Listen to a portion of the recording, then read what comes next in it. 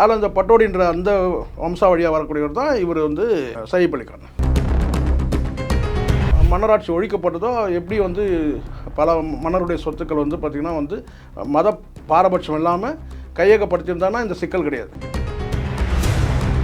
அன்றைக்கி வந்து பார்த்திங்கன்னா 500 கோடி சொத்து இருக்கும், இன்றைக்கி 5000 கோடியாக இருக்கும். ஸோ இன்றைக்கி 15000 கோடிக்கு சொத்து இருக்குன்னா ஒரு சயீப் அலிகான் கிட்ட மட்டுமே 15000 கோடி இருக்குதுன்னு சொன்னால் அது அவர் எந்த வகையில் எப்படி வந்து பெண்களுக்கு வந்து அழகே எப்படி ஆபத்தோ அதே மாதிரி கேட்டால் மிதமிஞ்சின சொத்துக்கள் கூட ஒரு ஆபத்து தான். புளிய மரம், முருங்கை மரம் இல்லாமல் ஒரு புளிய மரமாக இருக்கணும் தான் போய் பிடிக்கிறாங்க. அப்படி போய் பிடிக்கும் போது கேட்டால் கரீனா கபூர் வந்து சூஸ் பண்ணது கேட்டால் வந்து இதுக்கு பின்னணி யார் காரணம்? இப்போ ஒரு கேள்வி வருது. என்ன கேட்டால் அவங்க கார் ஓட்ட தெரியும், எந்த சூழ்நிலையில் அவங்க கார் ஓட்ட மறுத்துட்டாங்க. குத்தனை கத்தியோடு போயிருக்கிறார், கத்தி உடஞ்சி போச்சு. ஒரு கவனக்குறைவாக இருக்கிற நேரத்தில் ஏதாவது பணத்தை அடிச்சுட்டு போகலான்னு நினைப்பான். பட் அவரை கொல்லணுன்ற மோட்டிவேஷன் எப்படி ஏற்பட்டது? சயீப் அலி கானுக்கு தேவையா, அங்கே இருக்கிற பணம் தேவையா?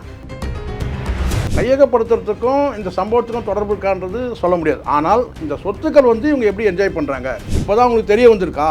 கிடையாது. ஏற்கனவே அவங்ககிட்ட பெரிய லிஸ்ட்டே இருக்கும். இவங்களுடைய மைனாரிட்டி வாக்குகள் இவங்களுக்கு தேவை கிடையாது. பிஜேபிக்கு போடலாலும் பரவாயில்ல, எப்படியும் போட போகிறது இல்லை. டிஎன் மீடியா நேயர்களுக்கு வணக்கம். இன்று நம்முடன் நேர்காணலுக்காக பத்திரிகையாளர் சேக்வாரா சார் இணைந்திருக்கார். வணக்கம் சார். சார் வணக்கம்.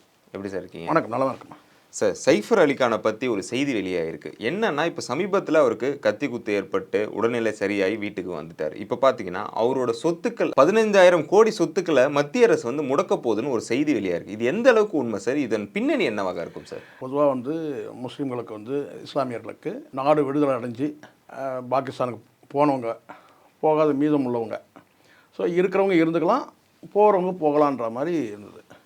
அதை இப்படி சொல்லலாம், நாட்டை விட்டு போகிறவங்க போகட்டும், இருக்கிறவங்களுக்கு வந்து சர்வ சுதந்திரமாக இங்கே இருந்துக்கலாம் அப்படின்றது தான் ஒரு விடுதலை போராட்டத்தோட வந்து பார்த்தீங்கன்னா விடுதலை போராட்டத்துக்கு சுதந்திரம் அடைஞ்ச பிறகு வைக்கப்பட்ட காந்தியால் முன்மொழியப்பட்டு காங்கிரஸ் ஆட்சியால் ஏற்றுக்கொள்ளப்பட்டது. இது தொடர்ச்சியாக என்ன ஆகுதுன்னு கேட்டால் இந்த ஃப்ரீடம் அப்படின்னு சொல்கிறது அது தாண்டி கேட்டால் உரிமைகள் அப்படின்ற பேரில் என்ன கேட்டால் அவருடைய இஸ்லாமியோட சொத்துக்கள் வந்து அந்தந்த பரம்பரை. அப்போ உங்களுக்கு தெரியும் என்ன கேட்டால் நாடு விடுதலை அடைகிறதுக்கு முன்னாடி மன்னராட்சி இருந்துச்சு. பல மன்னர்கள் வந்து இந்துக்களாகவும் பல மன்னர்கள் வந்து இஸ்லாமியர்களாகவும் இருந்தாங்க. அப்படி இருக்கும்போது கேட்டால் அந்த வம்சாவழியாக பரம்பரையாக இல்லை வந்து கேட்டால் ஜமீன்கள், இங்கே நம்ம சொல்லுவோம் ஜமீன் எங்கே பொதுவாக சொல்லுவோம், ஜமீன்ற வார்த்தை பொதுவான வார்த்தை தான். அதுக்கப்புறம் அங்கே ஜமீன்களுடைய பேர் அப்படி மாறி தான் வந்து கேட்டால் பண்ணையார்கள் மாதிரி கூட இருந்தாங்க, நிலச்சுவந்தார்கள் அப்படின்னு. ஸோ இப்படி இருக்கும்போது இஸ்லாமியருடைய பல சொத்துக்கள் வந்து அவங்களே அதை என்ஜாய் பண்ணிட்டு வந்தாங்க பரம்பரையாக. ஆனால் உங்களுக்கு தெரியும் நினைக்கிறேன், மன்னர் மானியம் ஒழிக்கப்பட்ட பிறகு இங்கே மன்னர் அதாவது பரம்பரை வந்து மன்னருடைய பல சொத்துக்கள் வந்து அரசுடைமையாக்கப்பட்டது காங்கிரஸ் ஆட்சியில். ஆனால் அந்த இடத்துல வந்து கேட்டினா சில என்ன சொன்ன விதிவிலக்கு வழங்கப்பட்டு மைனாரிட்டிகளுடைய சொத்துக்கள், மைனாரிட்டின்றது இஸ்லாமியர், அவங்களுடைய சொத்துக்கள் வந்து அவங்களே என்ஜாய் பண்ணிட்டு வந்தாங்க பரம்பரையாக. அதில் இவரும் கிட்டத்தட்ட அப்படி ஆகிறார். சயீப் அலி கானும் கிட்டத்தட்ட அப்படி தான் கேட்டால் அவருடைய பரம்பரை சொத்துக்கள்னு சொல்லும்போது இங்கே பல உங்களுக்கு தெரியும் அன்றைக்கி உள்ள மன்னர்கள் கேட்டால் ஏதோ குறுநில மன்னர்கள் சொல்லுவாங்க, குட்டி குட்டி ராஜாக்கள். அப்போ அவங்களுடைய சொத்துக்கள் கேட்டால் வம்சாவழியினர் அப்படியே அவங்க வந்து என்ஜாய் பண்ணிட்டு வந்தாங்க, அனுபவிச்சுட்டு வந்தாங்க. அந்த ஒரு வகையான தான் இவர் வந்து கேட்டால் அந்த சயீப் அலி கானுடைய அந்த பரம்பரை, அந்த பட்டோடின்ற அந்த பரம்பரை இவங்க என்ஜாய் பண்ணிட்டு வராங்க. அதில் இவன் கேட்டால் 15000 கோடி வந்து சயீப் அலி கானுக்கு சொத்து இருக்குது. அவர் ஒருவருக்கே வந்து 15000 கோடி சொத்துனா அது ஒரு பாதி தானே. அது வந்து அது கூட ஒரு அது என்னன்னு கேட்டால் அது குறுநில மன்னர்கள்னு சொன்னால் ஒரு கிராமத்துக்கு கூட 4 கிராமங்கள் அடக்கினவங்க கூட இருந்திருப்பாங்க அந்த காலத்தில். மன்னர்கள்னு சொல்கிறத விட என்ன சொல்லிட்டுனா என்ன சொன்ன கிட்டத்தட்ட ஒரு பெரிய என்ன சொன்ன ஒரு வம்சாவழியில் வரும்போது கேட்டால் ஒரு மன்னர்கள் காலத்தில் வம்சாவழியில் வரும் கேட்டால் பல குடும்பங்களாக பிரிஞ்சு ஒரு குறிப்பிட்ட பல குடும்பங்கள் ஒரு மன்னருடைய உங்களுக்கு தெரியும் இல்லையா, பல மன்னர்கள் பல மனைவிகள் அப்படி இருக்கும்போது அவங்கள்ட்ட வந்து கேட்டால் ஒரு குடும்பத்தோட சொத்தே வந்து பார்த்திங்கன்னா வந்து அப்படி பலரும் பிரிஞ்சிருக்கிறாங்கன்ற நான். அப்படி இருக்கும்போது ஒரு தெளிவான கொள்கை இருந்திருக்கணும். அதாவது நாடு விடுதலை அடைஞ்ச பிறகு வந்து காங்கிரஸ் ஆட்சிக்கு வந்து ஒரு தெளிவான கொள்கை, சமத்துவ கொள்கைன்னு இருந்திருக்கணும். இங்கே தான் சமத்துவம் என்பதே வந்து கேட்டிங்கன்னா வந்து மைனாரிட்டிக்கு ஒரு பார்வையும் மெஜாரிட்டிக்கு ஒரு பார்வைன்னு வந்துட்ட பிறகு இங்கே என்ன கேட்டால் வந்து இவங்க வந்து இந்த சொத்துக்கள்லாம் அப்படியே என்ஜாய் பண்ணிட்டு வராங்க. அப்போ அந்த கூட வந்து அந்த மன்னர் குடும்பத்தில் இருக்க பல குடும்பங்கள் பிரிஞ்சு அவங்கவுங்க அந்த சொத்தை அனுபவிக்கிறாங்க. அதில் அந்த பட்டோடின்ற அந்த வம்சாவழியாக வரக்கூடியவர் தான் இவர் வந்து சயீப் அலி கான். அப்போது 15,000 கோடி அவருக்கு இருக்குன்னு சொன்னால் இன்னும் எத்தனை பேருக்கு வந்து நாடு முழுவதும் இந்தியா முழுவதும் முதல்ல நீங்கள் பீகார் எடுத்துங்க இல்லை மத்திய பிரதேசம் எடுத்துக்கிறது ஒரு குறிப்பிட்ட ஸ்டேட் இது உங்களுக்கு தெரியும் நினைக்கிறேன். பீகார் பிரியறதுக்கு முன்னாடி வந்து உங்களுக்கு மத்திய பிரதேசோட இருந்தது தான். மத்திய பிரதேசம் இருந்தது அதுக்கப்புறம் பீகார். அப்போது ஒவ்வொரு மாநிலத்திலையும் வந்து பார்த்திங்கன்னா வந்து இது மாதிரியான வந்து பரம்பரை சொத்துக்கள்ன்றது அனுபவிச்சுட்டு வராங்க. ஸோ இதெல்லாம் வந்து எப்போ மன்னராட்சி ஒழிக்கப்பட்டதோ எப்படி வந்து பல மன்னருடைய சொத்துக்கள் வந்து பார்த்திங்கன்னா வந்து மத பாரபட்சம் இல்லாமல் கையகப்படுத்தியிருந்தாங்கன்னா இந்த சிக்கல் கிடையாது. அப்போது ஒரு சாராருக்கு ஒரு பார்வையும் ஒரு சாராருக்கு இன்னொரு பார்வையும் நம்ம மத கண்ணோட்டத்தில் இதை பேசவே இல்லை. ஒரு குறிப்பிட்ட ஒரு தரப்பினருக்கு ஒரு நியாயமும் இன்னொரு தரப்பினருக்கு ஒரு நியாயமும் வந்து இங்கே வந்து இப்போ வந்து அதுதான் இங்கே வந்து மிகப்பெரிய அளவில் வந்து என்ன சொன்ன ஒரு பிரிவினையாக பார்க்கப்பட்டது. இப்போ இதுக்கு முன்னாடி உங்களுக்கு தெரியும் நினைக்கிறேன், காஷ்மீரில் போயிட்டு நம்ம சொத்துக்கள் வாங்க முடியாது. அப்போது வந்து கேட்டால் வந்து அவங்க இங்கே வந்து வாங்க முடியும், அப்படியான ஒரு நிலை இருந்தது. ஸோ இது வந்து கேட்டால் மத்திய அரசு வந்து இப்போ என்ன கேட்டால் இந்த சைஃப் அலிகான் வந்து இப்போ வந்து இந்த கத்திக்குத்துக்கு பிறகு பல சொத்துக்கள் வந்து பல கிராமங்கள் நகர்ப்புறமாயிடுச்சு. நகர்ப்புறமான பிறகு கேட்டால் அந்த சொத்துக்களுடைய வந்து மதிப்புகள் பெருமளவு கூடிடுது. அன்றைக்கி வந்து பார்த்தீங்கன்னா 500 கோடி சொத்து இருக்கும், இன்றைக்கி 5000 கோடியாக இருக்கும். ஸோ இன்றைக்கி 15,000 கோடிக்கு சொத்து இருக்குன்னா ஒரு சைஃப் அலிகான் கிட்ட மட்டுமே 15,000 கோடி இருக்குதுன்னு சொன்னால் அதை அவர் எந்த வகையில் என்ஜாய் பண்ணிட்டு வராரு அப்படிங்கிற பரம்பரை என்ற அடிப்படையில் தான் என்ஜாய் பண்ணிட்டு வராரு, சுயமாக வாங்கினது கிடையாது. அப்படின்னு கேட்டால் நாடு முழுவதும் வந்து பல லட்சம் 1000 கோடிக்கு சொத்துக்கள் இருக்கும். அப்போ இது முதல் கட்டமாக இதை வந்து ஒரு ஆக்ட் இருக்குங்க. எதிரிகள் சொத்துக்களை வந்து இது இன்றைக்கி வந்து இவங்க கொண்டு வந்து பிஜேபி கொண்டு வந்து கிடையாது. இதுக்கு முன்னாடி கேட்டால் வந்து அப்படியான ஒரு இது இருக்குது, எதிரிகள் சொத்துக்களை வந்து கையகப்படுத்துறதுன்னு ஒன்று இருக்குது. அந்த வகையில் வந்து கேட்டிங்கன்னா இது வந்து இவங்க இதை கையகப்படுத்துகிறாங்க. இல்லை சார், இப்போ இன்னொரு கேள்வி என்னென்னா, இப்போது அவருக்கு கத்தி குத்து ஏற்பட்டிருக்கு, இப்போது சொத்து முடக்கம் வந்திருக்கு. அவர் வந்து ஏன்னா கொலை பண்ணுறதுக்கான முயற்சி ஏற்பட்டதுன்னு சொல்லப்படுது. இன்னொரு விஷயம் என்னென்னா, கரீனா கபூருக்கு கார் ஓட்ட தெரியும் பொதுவாகவே எல்லாருக்குமே. அன்னைக்குன்னு பார்த்து அவர் ஆட்டோவில் தான் அனுப்பிச்சாங்க. இதன் பின்னணியில் யாராவது இருப்பாங்களா சார்? இல்லை, இது ஒரு சந்தேகத்தை ஏற்படுத்துது. முதல்ல ஒரு விஷயம்னு கேட்டிங்கன்னா, இப்போ யாரோ XRY யாரோ ஒருத்தர் வந்து பார்த்திங்கன்னா வந்து கொலை செய்யப்படுறார். இந்த கொலை முயற்சியை வந்து செய்கிறவங்க யார், கொலை செய்யப்படலாம் இல்லை கொலை முயற்சி வச்சுக்க பொதுவாக சொல்கிறோம். அப்போ அதுக்கான மோட்டிவேஷன் என்னன்றதை முதல்ல வந்து போலீஸ் எடுப்பாங்க. இவருக்கு எந்தெந்த வகையெல்லாம் வந்து தொழில் ரீதியாவா சொத்து ரீதியாவா. இப்போ உங்களுக்கு தெரியும், திருப்பூரில் ஒரு வயதான 2 பேரும் பிள்ளையும் இறந்துட்டாங்க, உங்களுக்கு தெரியும். அப்போ வந்து கேட்டால் இன்றைக்கி வரைக்கும் அது புலனாய்வு வந்து நடந்துகிட்ருக்கு, இன்னும் வந்து வெளியே வரல எதுவும் செய்தி. அப்போது அவங்களுக்கான என்ன காரணம், சொத்துக்கள் காரணமா இல்லை வியாபாரம் காரணமா இல்லை பரம்பரை பகை ஏதாவது காரணமா இல்லை எந்த மாதிரியான வந்து அப்படி பல ஆய்வுகள் செய்யும் போது இப்போ அங்கே வந்து ஒரு வேலை என்னென்னு கேட்டால் அவருக்கு இருக்கிற சொத்துக்களே கூட அவங்க இங்கே மிதமிஞ்சின பணமும் மிதமிஞ்சின சொத்துக்கள் இருந்தாலும் சிக்கல் தான். இல்லாமல் இருந்தாலும் கூட ஒரு வழியாக வாழ்ந்துடலாம், உயிரை கையில் பிடிச்சி எப்படியோ உழைச்சி வந்து வேர்வை செஞ்சு உழைச்சி எப்படியோ ஒரு வேளை 3 வேளை சாப்பிட்டு. ஆனால் இங்கே மிதமிஞ்சின பணம் இருந்தனாலே அது எல்லாருடைய பார்வையும் வந்து அந்த சொத்துக்கள் மேலே வரும். அப்போது வந்து பார்த்திங்கன்னா அது ஒரு வகையான ஒரு ஆபத்து தான், சரிங்களா.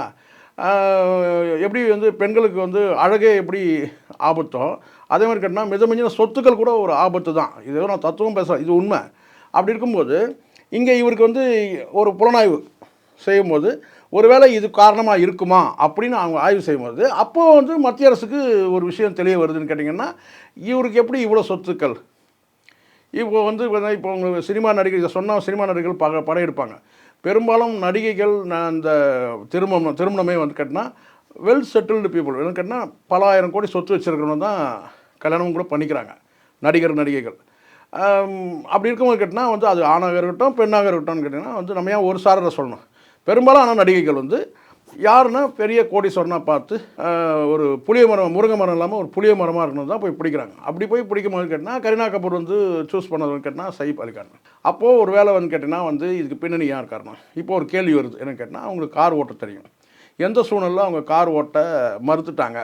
குத்தனை கத்தியோடு போயிருக்கிறார், கத்தி உடஞ்சி போச்சு. ஸோ அந்த கத்தியோடு அவர் போயிருக்கும்போது இது எதிர்பாராத விதமாக வந்து இது வந்து கேட்டால் உண்மையிலேயே அவங்க வந்து திருடத்தான் வந்தாங்களா, எப்படி வந்து இவங்க வந்து திருடர்கள் உள்ளே நுழைஞ்சாங்க, இப்படி புலனாய்வு செய்யும் போது இதுக்கு ஒரு சின்ன ஒரு உதாரணம் சொல்கிறேன் சார். சில படங்கள் வந்து நீங்கள் க்ரைம் நாவல்கள்லாம் பார்த்தீங்கன்னா ஒரு நடந்த ஒரு கொலைக்கும் மோட்டிவேஷனுக்கும் கனெக்ஷனே ஆகாது. கொலை முயற்சி செய்த நபரோ இல்லை கொலை செய்த நபருக்கும் சம்பவத்துக்கும் வந்து பார்த்திங்கன்னா நடந்த இது அதனுடைய மோட்டிவேஷன், அதாவது உண்மையான குற்றவாளி பிடிப்பட்ட போது பார்த்திங்கன்னா எப்படி லிங்க் ஆகுதுன்னு சொல்ல முடியாது.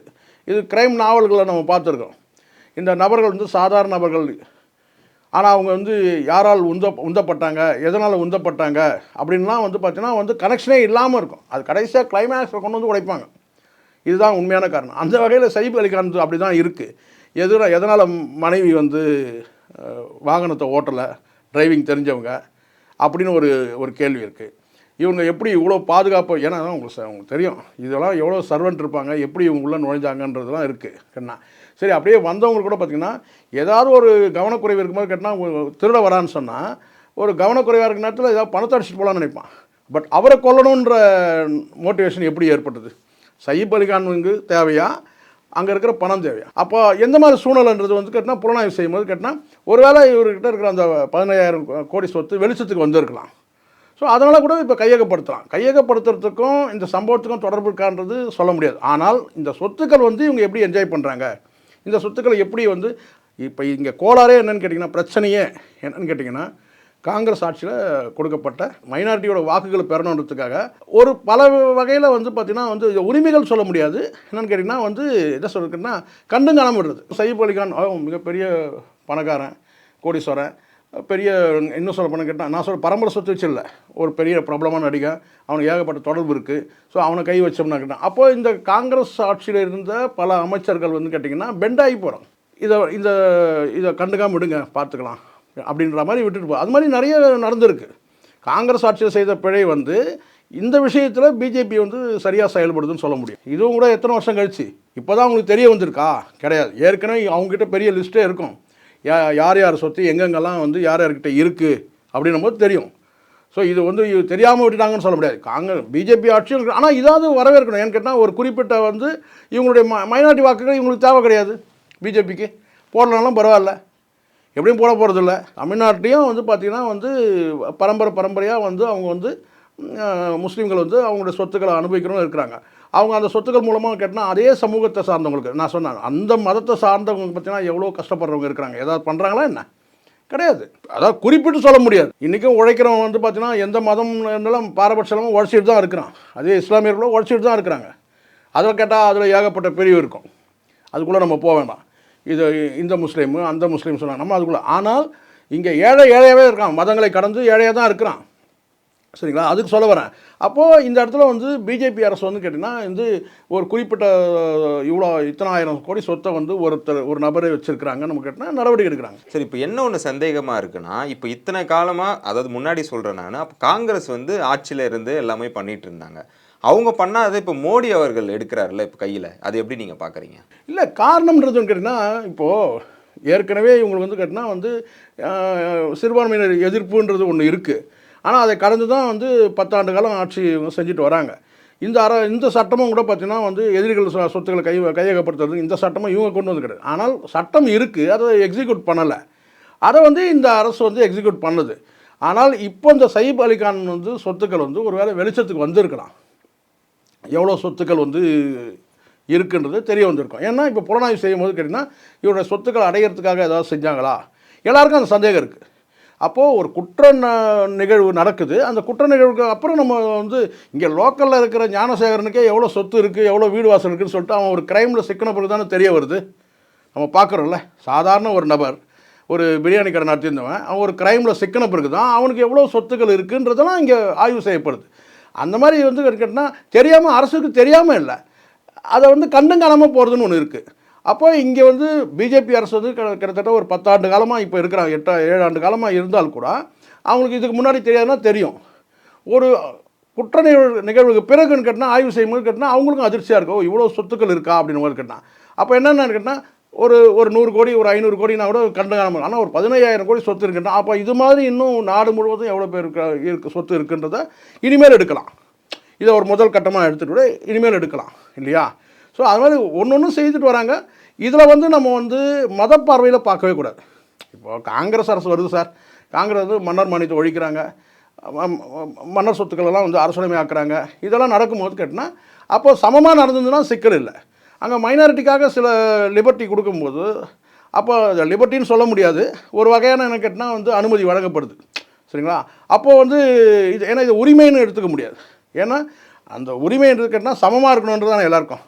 அப்போ ஒரு சமூகத்தை ஒரு மதத்தை சார்ந்தவங்க கிட்ட இருந்து மன்னர்கள்கிட்ட இருந்து சொத்துக்களை வந்து அரசுடைமையாக்கப்படும் தேச உடைமையாக்கும் போது இந்த சைடும் செஞ்சிடணும். இது காங்கிரஸ் விட்டதை வந்து பிஜேபி செய்யுது, அவ்வளோதான். இதில் மத பார்வையே பார்க்கக்கூடாது. இங்கே எல்லாத்துக்கும் சமத்துவம் வேணும் சார். இஸ்லாமியர்களே ஏழைகள் இருக்கிறாங்க. அங்கே வந்து ஒரு குறிப்பிட்ட ஒரு நபர் 15,000 கோடி சொத்து வச்சுருக்கான். ஒரு நாளைக்கு 150 ரூபா சம்பளம் வாங்குறவங்களும் இருக்கிறாங்க. நம்ம அப்படி தான் பார்க்கணும். எல்லா இடத்துலையும் ஏழைகள் இருக்கிறாங்க, கஷ்டப்பட்டு தான் இருக்கிறாங்க.